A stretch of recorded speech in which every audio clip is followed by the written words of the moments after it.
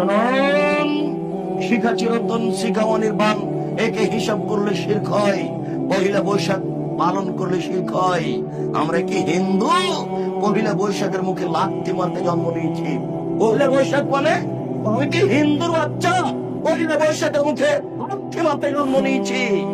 বাংলাদেশের মাটিতে যদি 2 জন সুনাগরিক থাকে, আমরা তার একজন হব।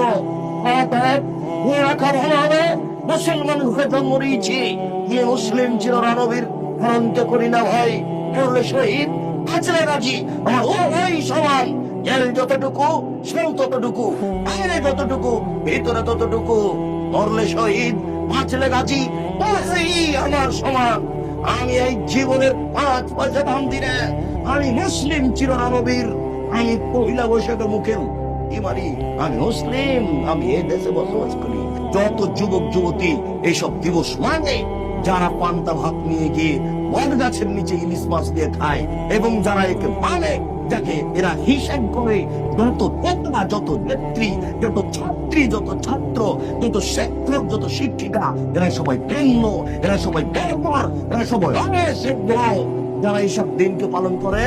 ভাই আব্দুল রাজ্জাক যদি তাদের মিথ্যে প্রমাণ না করতে পারি, এই জাতির সামনে জিন্দেগি তার কোনোদিন আসবো না। আজকে শেষ করলাম।